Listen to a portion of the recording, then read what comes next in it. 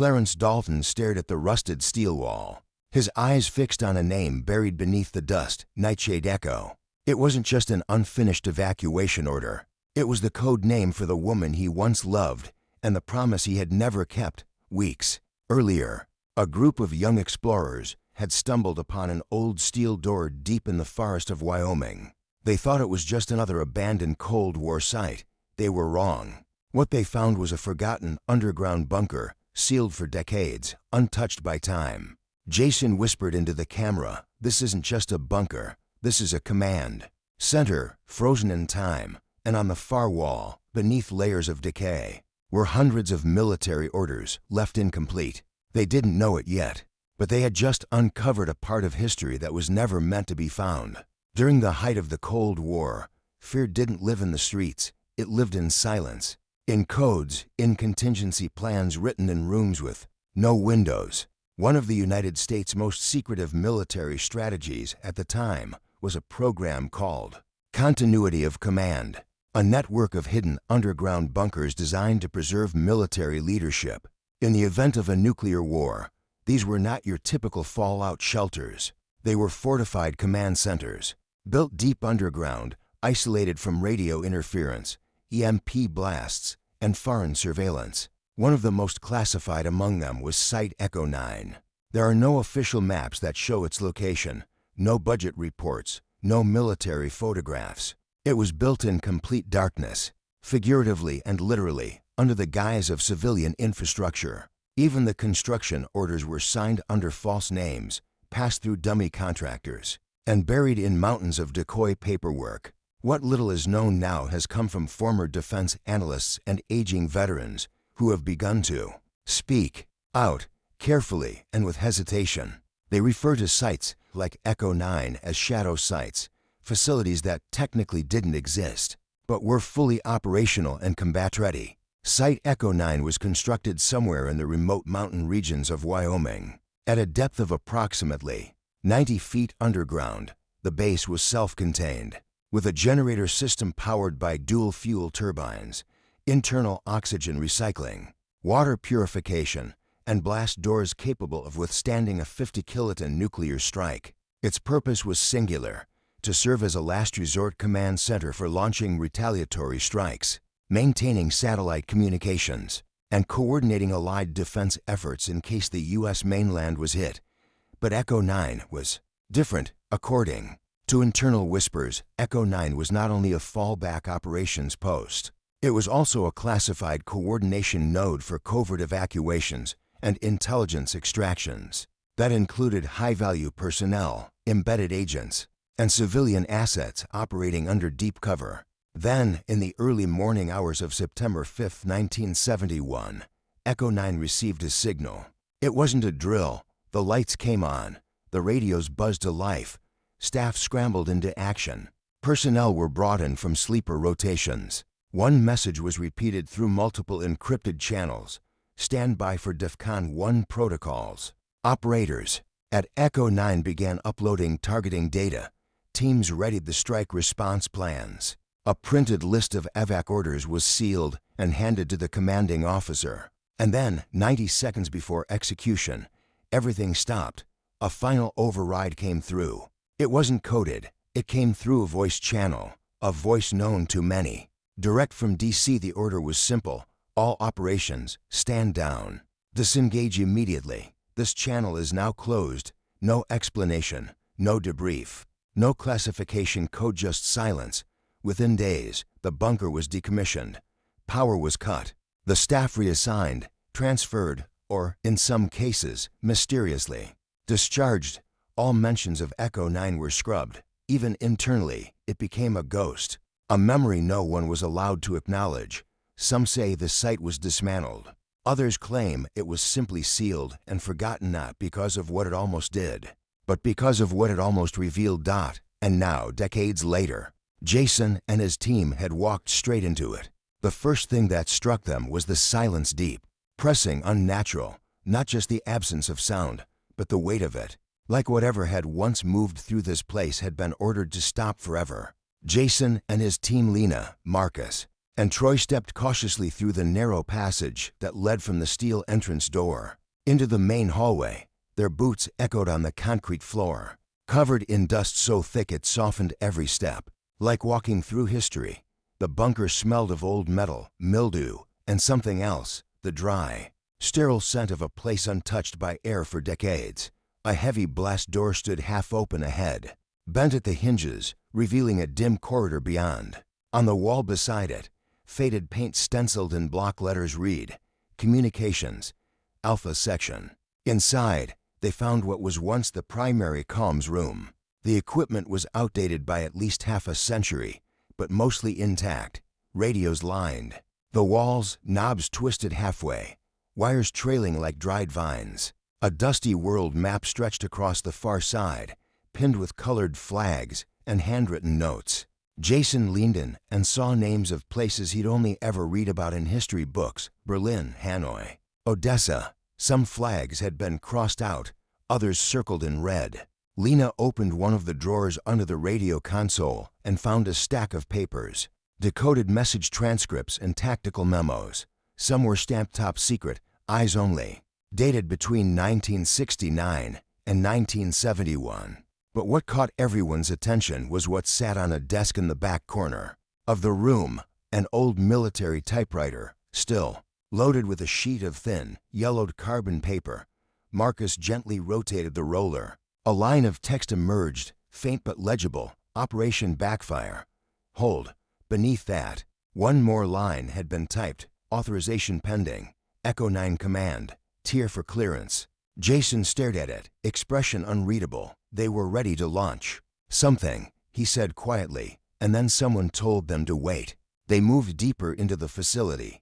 The central command room was surprisingly intact. The walls were reinforced with thick steel plates. Control consoles, though aged and dark, were still aligned in perfect rows. Chairs hadn't been overturned.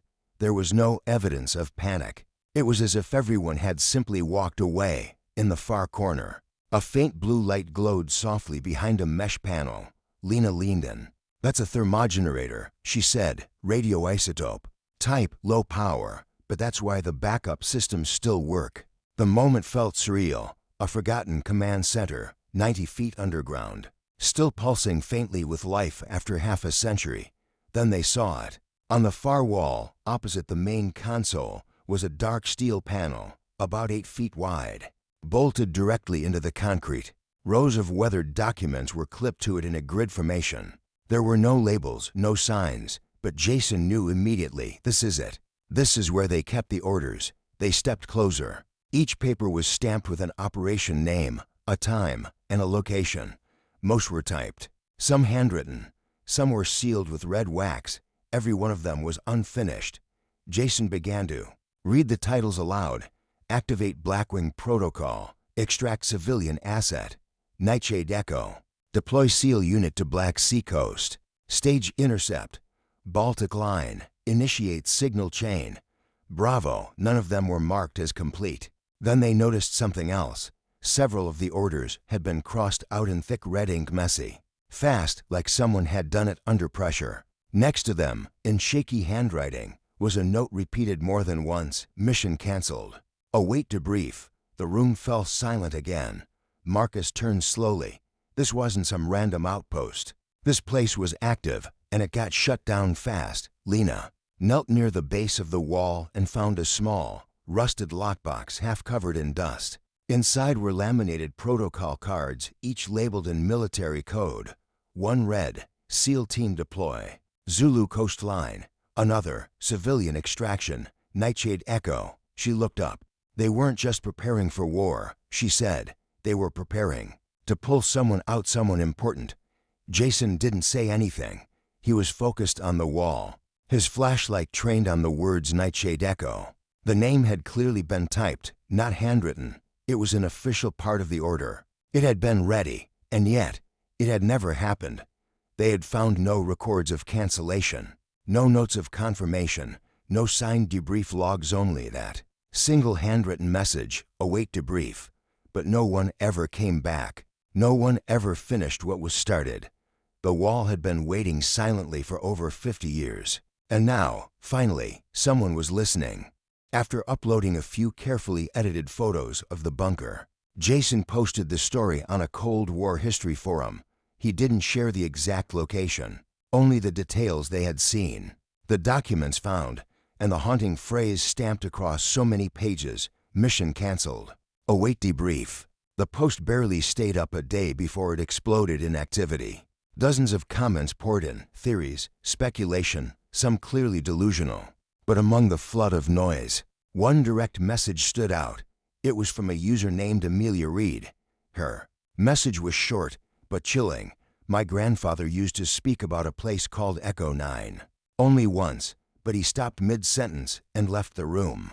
I think you should meet him. They arranged the visit quietly. Jason, Lena, and Marcus drove down to a remote patch of land in western Colorado, where Amelia met them at the gate of an old ranch house, surrounded by tall grass and rusted fence. Wire, the home looked forgotten by time, much like the bunker, but it stood firm against the wind, as if holding its breath for decades. Inside, Clarence Dalton, age 87, waited. He didn't stand to greet them. He simply looked up from a worn leather chair, his eyes sharp beneath a thick pair of glasses. Though age had bowed his back and softened his voice, there was a quiet weight about him, like someone who had spent a lifetime keeping something locked deep inside. Amelia introduced them. Jason explained why they'd come and showed Clarence the photo, the steel wall, the clipped orders, and especially the line that read, "Extract civilian asset, Nightshade Echo." Clarence stared at it for a long time. Minutes passed in silence. No one dared interrupt. Then, barely audible, he whispered, "That wall. I was ordered to forget it ever existed." His hands trembled slightly as he set the photo down on the armrest. His eyes didn't leave the image. Echo 9 wasn't like the other sites. It was a tier for response station. Small crew, high clearance. We weren't told where we were going, only that we were being activated for a real threat, not a drill. He took a breath. It was September 5, 1971.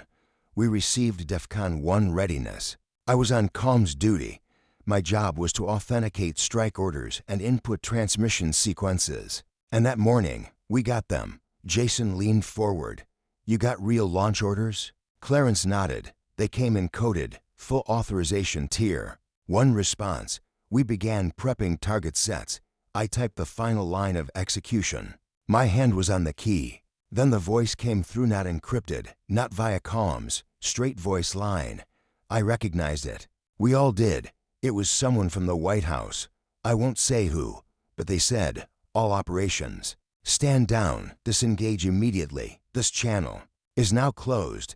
Then they cut the line. Marcus said quietly, 90 seconds before launch. Clarence nodded, maybe less. He looked out the window for a long time, as if what he was seeing wasn't in the present anymore. We waited for follow-up, a debrief, some kind of explanation. It never came.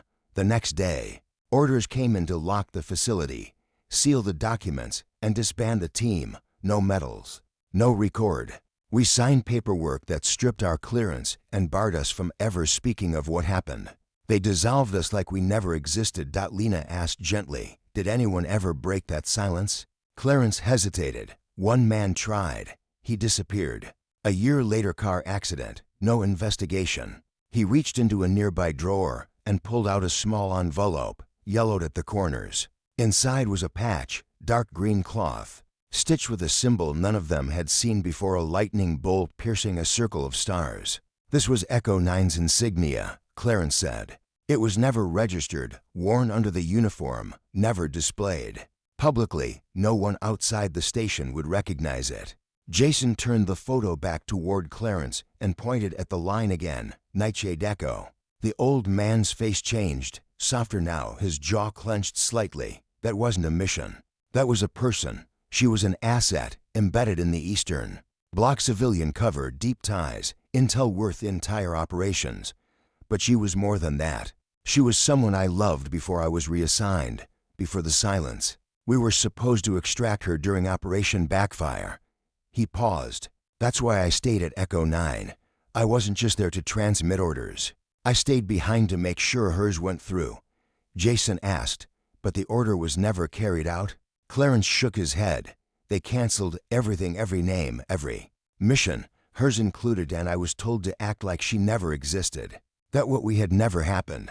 Silence returned to the room, and for the first time in 50 years, Clarence Dalton finally looked someone in the eye and remembered out loud. The room had fallen into a long, aching silence.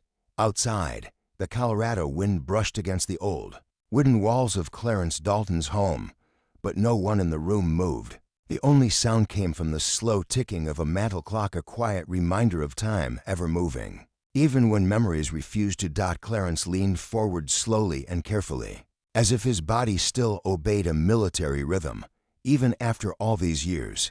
Jason reached into his backpack and pulled out a clearer printout of one of the photos from the wall. It showed a clipped order halfway down the third column.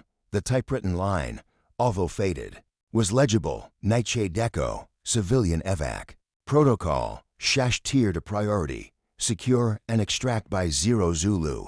Clarence didn't need to read it again. He had memorized those words the moment he first saw them 5 decades ago. That, he said quietly, was her. Jason glanced up. Her. Clarence nodded. His voice was steadier now, but lower, like each word cost something to say. Lena Whitmore. Born in Prague, 1938. Half American by blood, fluent in 5 languages. Embedded as a translator during the height of the Soviet occupation. But she wasn't just translating. She was passing information, critical information, troop movements, satellite data, infiltration routes. She was one of ours, but she was never in uniform. Lena, the young woman from Jason's crew, looked stunned. She shared my name. Clarence gave a half smile. Lena was a popular name in her generation. But yours just brought it back sharper. He continued. We met in Berlin. I was stationed there before Echo 9. She passed herself off as a liaison between American diplomats and Eastern Bloc translators. I was warned not to get too close, but that kind of warning comes too late once you've already looked someone in the eye. He paused and glanced down at the floor. When she was burned, compromised, her identity wasn't confirmed, but her extraction protocol was activated anyway. It was passed through Echo 9 for execution. That's how it ended up on the wall. Jason spoke gently, but the mission never happened. Clarence nodded. I stayed on duty past my rotation because I wanted to see the order confirmed. I sat in the comms room, waiting for clearance to transmit. The evacuation team was prepped. Everything was aligned. And then, he made a soft snapping gesture with his fingers. It all got erased, canceled. No explanation, no recovery. And I stood down. I obeyed. He inhaled deeply, hands now clenched slightly. For years, I told myself that maybe she got out some other way, that maybe she never needed us. But I knew better the moment I saw the line drawn through her name. The red ink, the word canceled. I knew they had left her behind.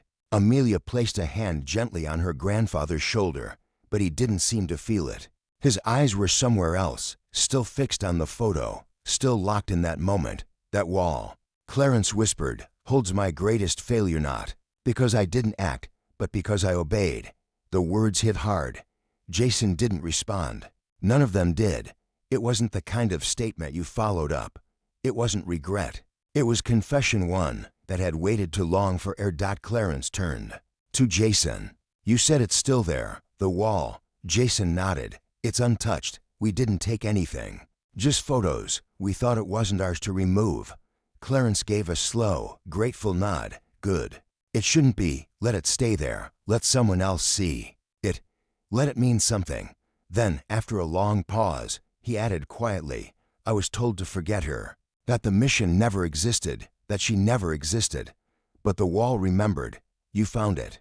That means something. For the first time, Jason realized something deeper about the bunker, about Echo 9, about the wall. It hadn't just been a command center. It had been a grave marker not for bodies, but for unfinished decisions, for names that were erased from history without ceremony. That night, they left Clarence's home without saying much more. The air was heavy. There was nothing more to say.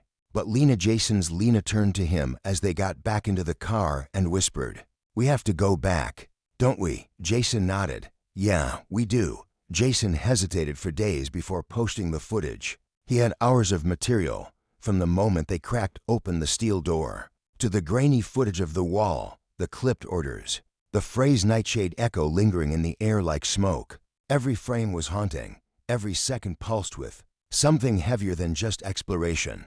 It was evidence of something real, something long buried. He trimmed the footage carefully, removing anything that might reveal the location or specific route they took. He added no background music, no dramatic commentary, just a simple title, Echo 9, The Forgotten Bunker, and he hit upload. Within 24 hours, the video had over 3 million views. Comments flooded in at first, the usual skeptics and internet thrill seekers. But then something shifted. Veterans began chiming in.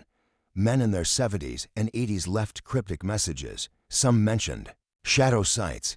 Others referenced continuity protocols. One said simply, "I signed an oath not to talk about this, but I remember that wall." The story was picked up by fringe history bloggers, then mainstream military forums, and within days it reached national news. That's when the government stepped in.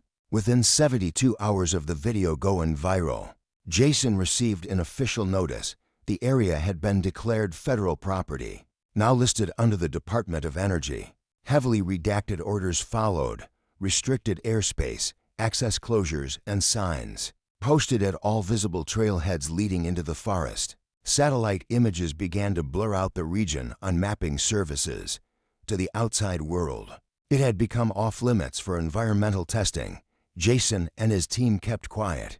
They had expected this, but what they didn't expect was the flood of personal messages from veterans, ex-intelligence personnel, and retired contractors. Many didn't give names, but their stories were eerily similar. One man said he was stationed in an unnamed mountain facility in 1971 and remembered orders that came in, then vanished. Another recalled receiving coded evac protocols for a mission that was canceled while en route. It wasn't just a bunker. Echo 9 had echoes. Amid the growing storm, one name stood out: Greg Tennyson, a retired military journalist and former embedded correspondent in Vietnam, had been following the story closely. Now in his early 60s, he had turned to podcasting, and with Jason's permission, he launched a special investigative series titled The Orders That Vanished. In the first episode, Greg reviewed the public video, added historical context, and posed the question: how many missions were erased from history not because they failed, but because they were never allowed to succeed? By episode 2, he brought in military historians, satellite analysts, and encryption experts. But for episode 3, he wanted something more.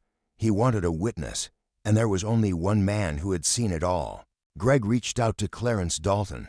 At first, Clarence declined, but then Jason called him personally and simply said, "People are listening now." Clarence agreed. The interview was recorded at his home, no cameras, just microphones, and Greg's calm, precise voice. Clarence spoke slowly, deliberately, a man not used to being heard.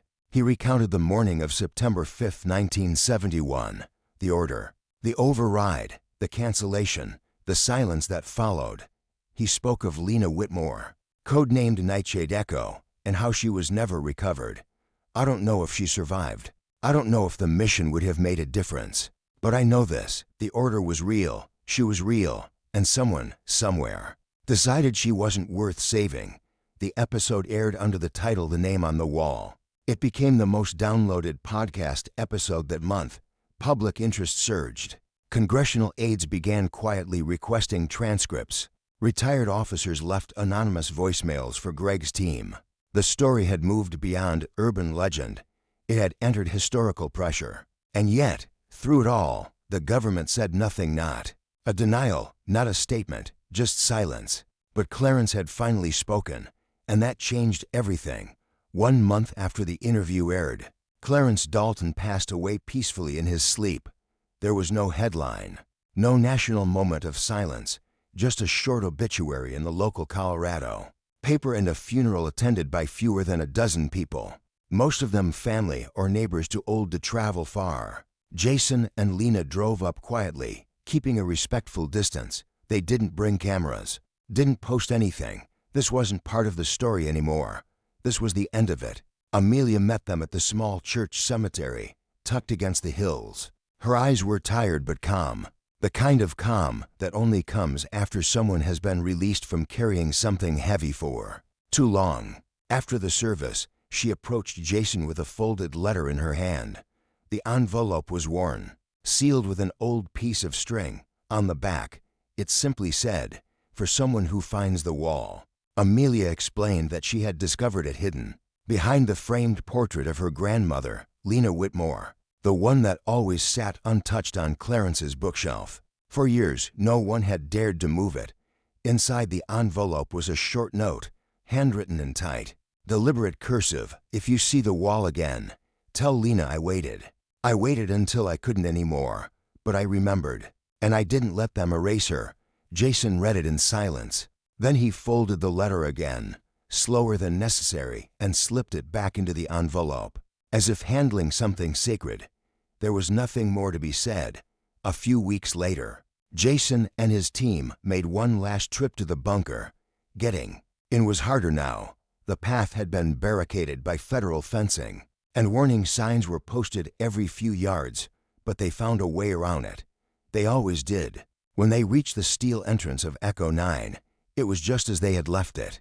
Heavy, silent, and sunken into the earth like a wound time refused to close. They brought no gear that day, no cameras, no lights, just a flat wooden board, sealed in plastic, with laser-etched replicas of the military orders they had once found on the wall. They had copied each line by hand, retyped every canceled order, every scratched-out name.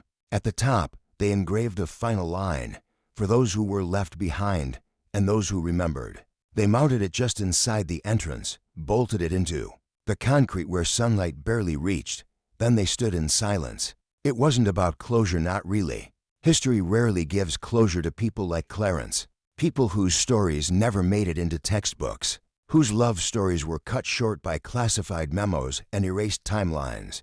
But now, there was something real, something permanent. Jason looked up at the steel frame of the door and whispered, "You weren't erased." And in that moment, Echo 9 wasn't just a Cold War bunker. It was a memorial not for victory, but for memory itself. Not every hero ends up in a book. Some are never photographed, never interviewed, never decorated. They were never supposed to be remembered because the missions they carried and the people they protected were never meant to exist in the first place. But they did. They existed in silence, in service, in loyalty that defied explanation, in bunkers with no names, behind doors sealed with orders that were typed but never carried out, and on walls like the one in Echo 9. Cold steel that held the weight of decisions no one wanted to acknowledge. Clarence Dalton was one of those men. He didn't save the world. He didn't defy the chain of command. He didn't launch missiles or storm enemy lines. He simply remembered. And that, in a world so quick to forget, is its own kind of courage. We often think of history as something fixed, complete, sealed in museums, written by victors. But history is also made up of what was buried, what was denied, what was silenced. There are men and women whose names never made it into records because they were erased before the ink could dry. There are missions that ended before they began, orders canceled at the last second, walls of unfinished intent, and sometimes all it takes to uncover them is a broken lock, a rusted door, and someone willing to ask, "What happened here, Echo?" 9 is just one bunker, one wall, one name. But how many more are out there? How many other Nightshade Echoes were left behind? How many Clarences waited in silence, believing they were the last ones who remembered? We may never find them all, but maybe that's not the point.